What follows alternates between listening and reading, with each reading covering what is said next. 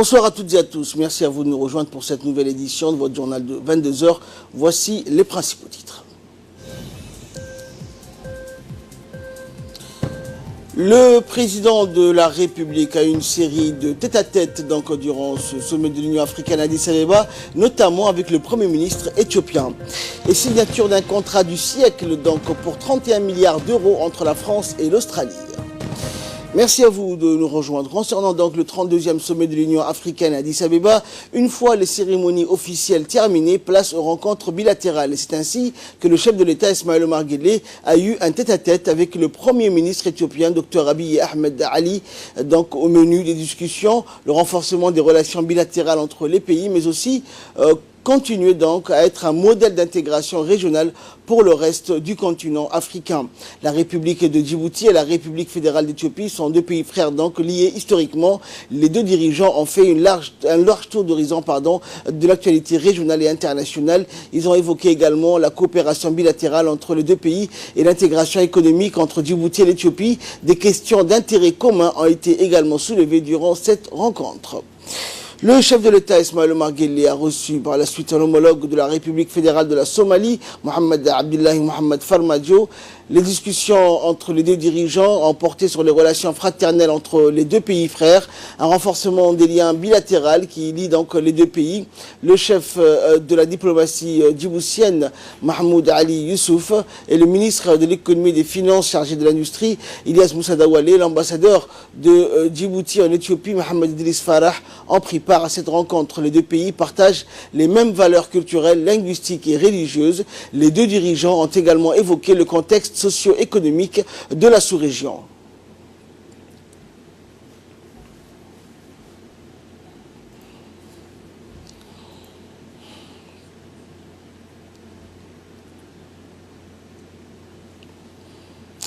Et le président de la République a également reçu une délégation de la Banque mondiale avec à sa tête le vice-président Hafez Ghanem. Il a été question de favoriser la croissance inclusive et la réduction de la pauvreté en finançant des projets qui visent à développer le capital humain, soutenir également l'essor du secteur privé, accroître la productivité agricole, améliorer l'accès aux infrastructures, renforcer la résilience au changement climatique et promouvoir l'intégration régionale. Rappelons au passage que Hafez Ghanem, vice-président de la Banque mondiale pour la région Afrique, est un expert du développement ayant à son actif plus de 30 années d'expérience.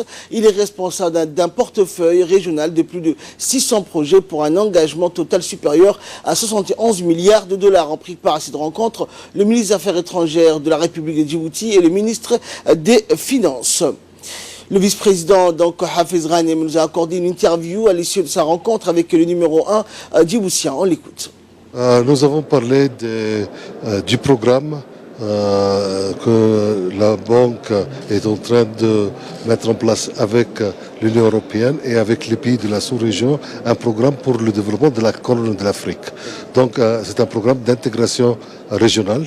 Avec le chef d'État, nous avons discuté de ce que nous pouvons faire pour renforcer l'intégration économique entre les pays de la sous-région, Djibouti, Éthiopie, Érythrée, Somalie et Kenya.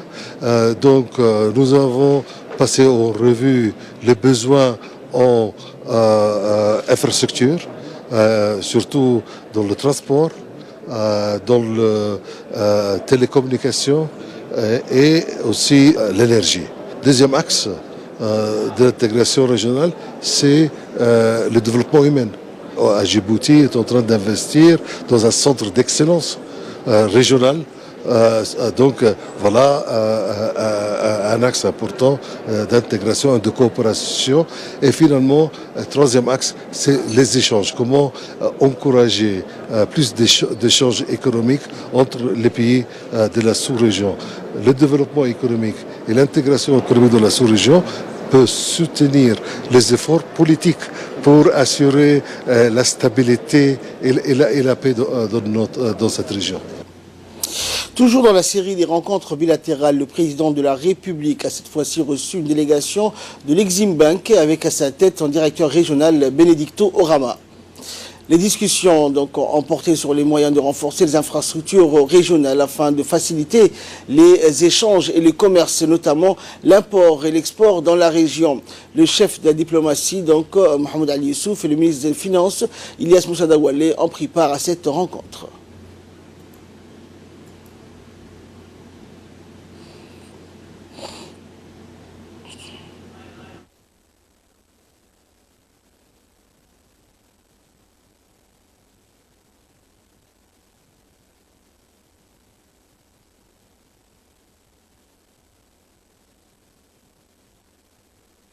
Et dans une interview, donc, le représentant de l'Exim Bank a expliqué l'objet des discussions qu'il a eues avec le président de la République.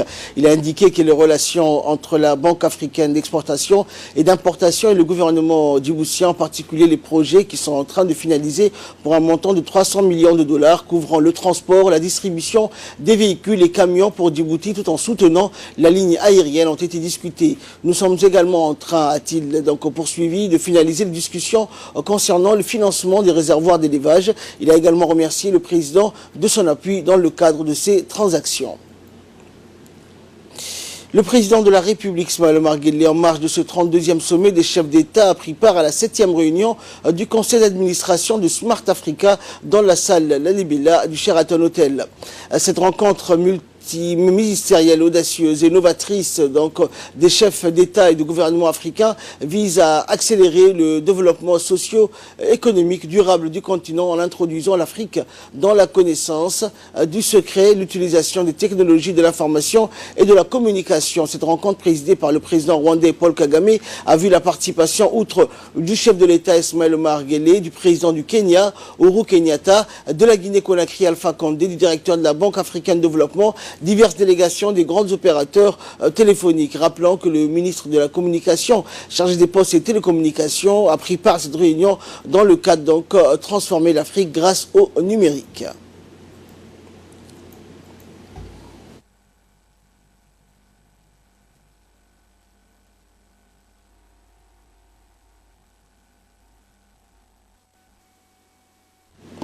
Et le ministre de la Communication, chargé des postes et des télécommunications, Abdi Youssouf Sougué, a mis en exergue l'importance que la République de Djibouti va jouer dans la transformation digitale et dans le numérique. On l'écoute. L'objet de cette réunion aujourd'hui était de valider le budget prévisionnel pour cette année 2019 qui s'est clôturé à une somme à la hauteur de 4 300 000 $. Ce qui était à noter est le nombre croissant des pays membres du SMART qui a atteint à cette date 24 pays. Nous pouvions compter encore 28 membres du SMART Africa, mais qui sont du secteur privé. C'est eux qui contribuent d'une manière importante. Et vous avez pu remarquer aussi qu'il y avait 9 membres des organisations internationales, comme vous l'avez bien vu. L'Alliance Smart Africa a été dirigée par M. Amadou Touré, d'origine malienne. Mais aujourd'hui, un nouveau directeur exécutif a été nommé par le président du Rwanda, Paul Kagame, qui est aussi le président du conseil d'administration de Smart Africa. Il s'agissait de M. Konaté, de la Côte d'Ivoire, qui lui aussi prendra le pilotage de cette alliance jusqu'en 2022. Également dans l'actualité, le ministre de l'Éducation nationale et de la formation professionnelle, Moustapha Mohamed Mahmoud, a reçu aujourd'hui la visite de la ministre du Genre et de la Promotion de la Famille, donc du Rwanda, Soline Nyarahabimana. La rencontre s'est déroulée en présence de la ministre de la Femme et de la Famille, Momina Hamad, du secrétaire général du MENFOP. La ministre de la Femme et de la Famille a d'abord rappelé le contexte de cette visite officielle effectuée par son homologue rwandaise. Elle a souligné l'ambition de partager avec le MENFOP l'expérience rwandaise en matière de petite enfance et d'enseignement préscolaire, l'occasion pour elle de saluer le modèle rwandais dans le domaine à travers donc notamment les centres d'éveil où sont accueillis les tout petits avant leur scolarisation dans l'enseignement de base. La ministre rwandaise donc de la promotion du genre a longuement présenté l'expérience de son pays et a exprimé son souhait d'engager une coopération fructueuse avec le MENFOP et le ministère de la Femme et de la Famille. La ministre de la Femme et de la Famille, donc Moumouni Ahmed Hassan, a eu également une réunion de concertation avec son homologue rwandaise. Cette réunion consistait donc à échanger sur les expériences des deux pays, notamment dans le domaine de la promotion des femmes. Et cette réunion qui a vu la participation du directeur ou de la directrice de l'Observatoire du genre, Choukri Hussein, et son homologue rwandaise, Rose Rwaboulihi. Ensuite, les responsables ont procédé donc à la signature de conventions de partenariat entre les deux pays dans le domaine de la femme, de la famille et de l'enfance. Côté donc Djiboutia, la directrice de l'Observatoire du genre a paraphé cette signature de partenariat avec son homologue. Ainsi, les deux ministres de la femme, de la famille donc de Djibouti et de Rwanda ont à leur tour signé cet accord de partenariat.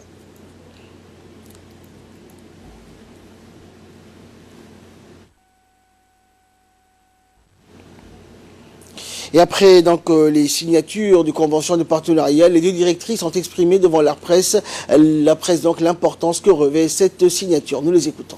Merci beaucoup. C'est un honneur pour moi de signer au nom du ministère de la Femme et de la Famille une convention de partenariat avec l'Observatoire genre de Rwanda. Cette convention a pour objectif de développer et de diffuser des données ou informations sur le genre, mais également de renforcer les capacités des acteurs et actrices intervenant dans le domaine du genre, mais aussi de partager des études ou des recherches en matière de genre. Comme vous le savez, le Rwanda est un pays phare en matière de parité. Ils sont à 63% au Parlement, donc c'est un exemple à suivre. Et je trouve que le fait de signer une convention nous permettra, en tant qu'observatoire genre du ministère de la Femme et de la Famille de Djibouti, nous permettra de partager nos expériences. Donc c'est vraiment quelque chose de louable et très intéressant d'avoir signé cette convention avec l'Observatoire genre de Rwanda. Nous avons signé un accord de partenariat parce que nous avons senti entre nos deux pays l'urgence et l'importance de travailler ensemble pour la promotion du genre, et les deux pays sont très engagés dans ce domaine-là. Nous reconnaissons l'inclusivité pour le développement de nos deux pays et la possibilité d'échanger et de voir ce qui se fait chez les autres et de pouvoir discuter et de pouvoir apprendre les uns des autres. Cela nous donne vraiment une très bonne occasion de faire de la coopération sud-sud. Et par ailleurs, donc, la ministre de la Femme et de la Famille rwandaise donc, a mentionné que ce partenariat visait d'abord à renforcer davantage les liens unissant les deux pays dans le domaine de la promotion du genre. On l'écoute. Venons de signer un accord avec le ministère de la Femme et de la Famille de Djibouti. Cet accord de partenariat entre la République du Rwanda, représentée par le ministère du Genre et de la Promotion de la Femme, et la République de Djibouti, représentée par la ministre de la Famille et de la Femme, et marque un point très culminant par rapport à nos relations existantes entre nos deux pays. Le partenariat entre nos deux pays, et en particulier dans le domaine de la famille, de la femme et de l'enfant. Et l'accord que nous venons de signer, qui va être suivi par l'élaboration d'un plan d'action conjoint, va nous permettre de réaliser cette entente entre les deux pays, et aussi ça marque une bonne coopération sud-sud, parce que la République de Djibouti et la République du Rwanda ont beaucoup de points en commun, et nous croyons et nous sommes convaincus qu'ensemble, nous allons avancer l'agenda de la famille, de la femme et de l'enfant de nos deux pays. Et quant à la ministre de la Femme et de la Famille, Moumouni Ahmed Hassan, elle a souligné que cette signature fait suite au renforcement donc, de l'amitié, des relations d'amitié existant entre les deux pays. On l'écoute. Effectivement, aujourd'hui, nous avons signé deux conventions. Une convention entre deux départements ministériels, le ministère de la promotion de la famille et du genre du Rwanda, ainsi que le ministère de la Femme et de la Famille. Une première convention entre deux départements ministériels et une deuxième convention entre deux observatoires, l'Observatoire du Rwanda et l'Observatoire de Djibouti. Ces accords ne vont qu'en droite ligne des accords et de la volonté de deux chefs d'État de ces deux pays, la République du Djibouti et le Rwanda. Ces deux chefs d'État sont deux chefs d'État qui restent convaincus que le développement de l'Afrique doit et devra passer par les échanges sud-sud. Ça, c'est une première chose. Donc, nous sommes sur le chemin de nos dirigeants et de nos présidents de la République. Ces deux conventions vont nous permettre d'apprendre beaucoup du Rwanda. Comme tout le monde le sait, c'est un pays modèle et exemplaire en Afrique, en matière du genre, certes, mais en matière de promotion de la femme et en matière de développement et protection de la femme. Appris par mon homologue ministre du Rwanda et sœur qu'il y a des expériences fort enrichissantes qui ont été initiées par la République de Djibouti, telles que le mutuel de développement communautaire, dont ils souhaiteraient apprendre de nous et voir comment ils pourront le reproduire au Rwanda. Donc c'est des accords donnant-donnant, gagnant-gagnant, et pour le développement du continent africain. Et la ministre rwandaise de la Femme et de la Famille, Soline, donc en visite de travail à Djibouti depuis 2 jours, a visité hier après-midi le siège de l'Union nationale des femmes djiboutiennes. Elle était accompagnée du ministre, donc de la ministre de la Femme et de la Famille, Moumina Hamad Hassan. Elle a été reçue au siège de l'UNFD par la vice-présidente de l'UNFD, Hasna Hamad Bilil, et la secrétaire générale de l'UNFD, Fatouma Moussa Ali, en présence des femmes parlementaires. La délégation donc a visité les différents ateliers de l'UNFD destinés à la formation. Elle s'est successivement rendue dans la salle de couture, à la cellule d'écoute et enfin à la salle de formation et d'apprentissage où sont dispensés des cours également. Après la visite, donc, les deux ministres ont eu une réunion avec la participation des responsables de l'UNFD, dont la vice-présidente Hasna Hamad Bilil en présence des femmes parlementaires. Madame Soline Niara Habimana a partagé donc durant la réunion l'expérience de son pays en faveur des femmes dans son pays. Donc la partie djiboutienne a partagé également son expérience pour promouvoir la condition de la femme sous le leadership de la première dame et présidente de l'UNFD, Madame Khadra Mahmoud Haïd. Les discussions élargies à l'ensemble des participantes ont porté donc sur les échanges d'expériences, sur le programme du gouvernement envers les femmes entre les deux parties et les voies et moyens de renforcer davantage la relation bilatérale axée sur la promotion de la femme.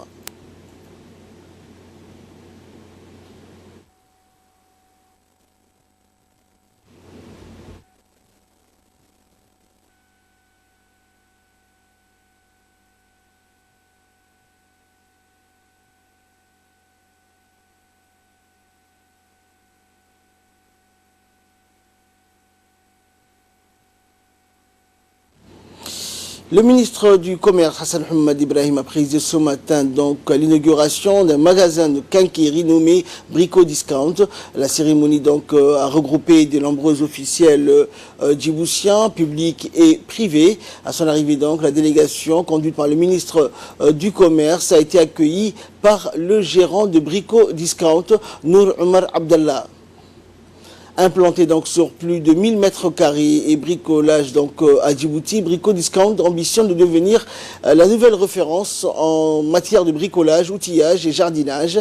Le magasin propose également aux clients tous les produits destinés aux travaux d'intérieur et d'extérieur, allant des matériaux, outillages, électricité. Déjà une vingtaine d'employés sont formés dans ce nouveau magasin qui a été inauguré ce matin par le ministre du Commerce. Le gérant Nour Omar s'est efforcé de satisfaire toutes les demandes, la modernisation et la décoration d'intérieur et d'extérieur. Et dans une intervention qu'il a prononcée à cette cérémonie, le gérant de ce magasin a remercié vivement le ministre du Commerce d'avoir accepté de procéder à l'inauguration de cette enseigne. Les choses les plus belles sont celles que souffle la folie et qui crient la raison. Et ces difficultés de réussir n'ont pas entamé notre irrésistible envie d'entreprendre et de concrétiser notre projet. Pour quelques instants, je vais vous inviter à remonter le temps, il y a de cela presque 2 ans maintenant. Des partenaires se sont mis en tête d'offrir à leurs clients une nouvelle manière d'acheter les articles et produits pour la construction et l'aménagement de la maison. Et la cérémonie d'inauguration a été présidée par le ministre du Commerce. Ce dernier a félicité le gérant de Brico Discount, Nour Omar, pour cette initiative privée qui intègre la politique de développement du secteur privé du président de la République. On l'écoute. Pour moi, un réel plaisir et un enthousiasme particulier de prendre part à l'ouverture officielle d'une initiative portée par un jeune Djiboutien et qui est le fruit de la persévérance et symbole de l'innovation et du dynamisme de notre jeunesse. Il s'agit d'un projet dont le concept est novateur, car il offre d'une part une quincaillerie en libre service et de type grande surface, avec le conseil des spécialistes, et d'autre part un espace de détente et rafraîchissement. En effet, un projet d'entreprise d'une telle dimension constitue toujours un réel défi pour le promoteur, mais cela suscite un enthousiasme et même de l'espoir. De l'espoir matérialise toutes les politiques engagées par notre pays afin de stimuler l'esprit d'entrepreneuriat. Par ailleurs, la création d'emplois qui génère un tel projet permet d'impulser notre stratégie de lutte contre la pauvreté dont le président de la République a fait son cheval de bataille. Et après l'inauguration du magasin Brico Discount, notre consoeur Intissal a recueilli les réactions des participants à la cérémonie. Aujourd'hui, avec grand plaisir pour l'ouverture de ce Brico Discount, qui est une enseigne 100% djiboutaine. On va trouver tout ce qu'il faut pour la maison, pour l'ensemble des Djiboutins. L'ensemble des gammes de produits certifiés NF, donc normes françaises, qui viennent du groupe ADO, Weldom, Leroy Merlin pour ceux qui connaissent ADO. Donc on a un large panel de produits, de choix de gamme, très qualitatifs sur un positionnement prix que nous avons volontairement choisi à destination de l'ensemble des personnes qui vont fréquenter le magasin. Donc ce magasin a une vocation d'être tout public pour que vous puissiez trouver tout sur le même toit, tout ce qu'il faut pour équiper sa maison, pour vivre son bien-être à la maison. Le secrétaire d'État à la jeunesse et au sport, Hassan Mohamed Kamil, s'est rendu accompagné de ses proches collaborateurs à la base militaire italienne où il a été accueilli par le colonel Liborio Palombella, commandant de la base. Après une brève discussion autour d'un café italien, le colonel Palombella a entrepris donc d'exposer à son invité de marque avec images à l'appui du contexte relatif à la construction de la base qui abrite donc une grande salle omnisport équipée de climatiseurs écologiques, des missions de l'armée ainsi que des activités réalisées dans le cadre de leur soutien et coopération dans le domaine civil et militaire. Tous deux donc projets phares, celui de la reconstruction de l'école du village de Bouya et projet base verte qui a pour objectif de faire de cette base un modèle. La délégation s'est ensuite rendue donc à la salle Omnisport afin que le secrétaire d'État puisse l'inaugurer. Le commandant de la base a entrepris de faire une visite guidée de la salle à son invité qui a eu tout le loisir de découvrir le savoir-faire de l'armée italienne. Le colonel a remercié son hôte pour cette visite étant donné qu'il était le premier responsable gouvernemental à fouler le sol de la base. De plus, qu'il était très honoré que le secrétaire d'État ait inauguré leur salle Omnisport. Il a terminé ce propos en exprimant sa satisfaction quant à la coopération qui unit les deux institutions.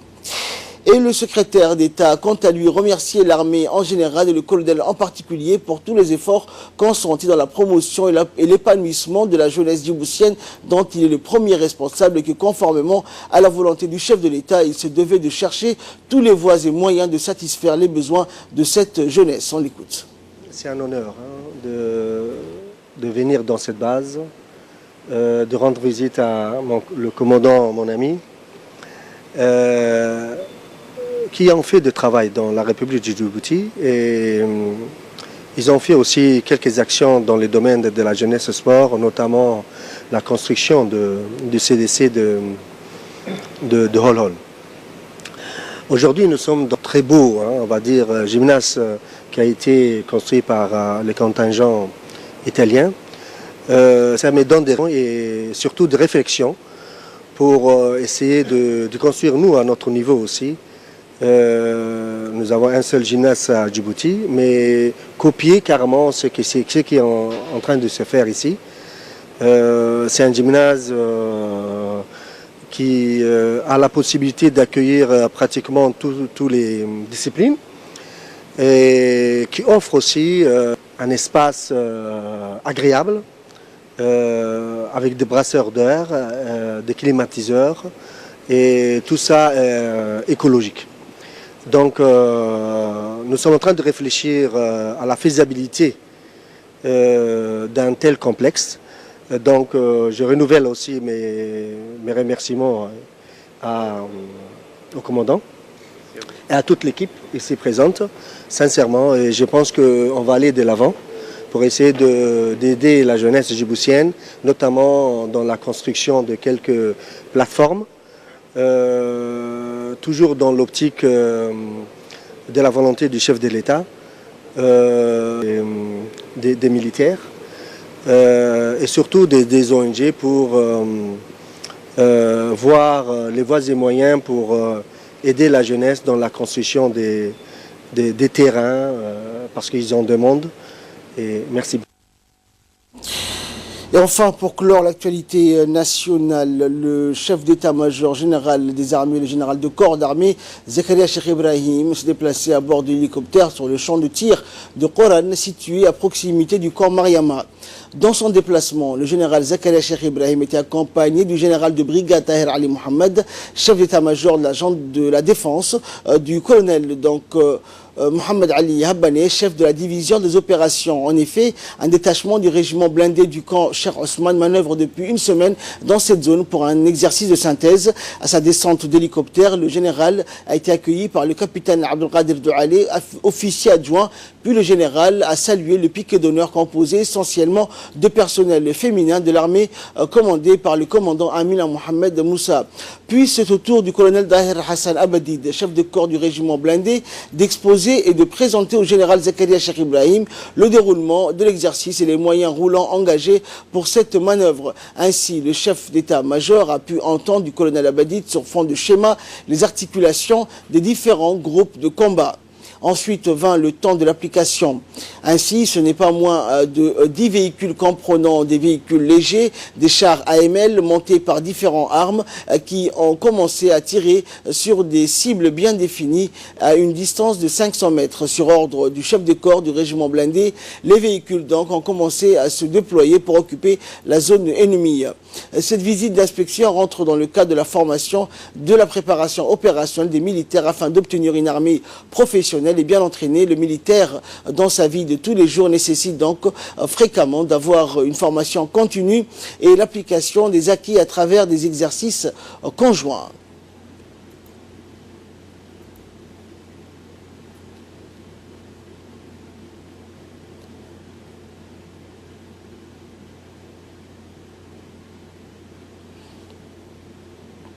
En nouvelle du monde, à présent, la France et l'Australie signent le contrat du siècle pour 31 milliards d'euros. La France et l'Australie ont signé donc aujourd'hui leur partenariat stratégique qui implique la construction de 12 sous-marins destinés à la marine australienne. Montant total de l'accord, plus de 31 milliards d'euros. Le Premier ministre australien Scott Morrison a salué un plan très ambitieux lors d'une cérémonie à Canberra en présence de la ministre française des Armées Florence Parly. Cela demande beaucoup de la part de l'Australie pour parier sur la France et beaucoup de confiance de la part de la France pour partager avec l'Australie des compétences qui sont au cœur de notre souveraineté et de notre autonomie stratégique. Tout cela est les résultats d'investissements immenses durant des décennies, a déclaré la ministre. C'est l'entreprise française Naval Group qui sera chargée de superviser la construction des sous-marins. L'assemblage aura lieu dans la ville australienne d'Adélaïde pour une première livraison prévue en 2030. Le contrat va créer environ 2800 emplois en Australie selon le Premier ministre de l'État d'Australie méridionale, Stephen Marshall, et occuper 500 personnes en France. Depuis plusieurs années, les eaux du nord et de l'est de l'Australie sont le théâtre d'une âpre bataille d'influence entre les États-Unis, la Chine et les puissances régionales. C'est tout pour ce journal. Merci à vous de nous avoir suivis. Excellente soirée sur Télé Djibouti.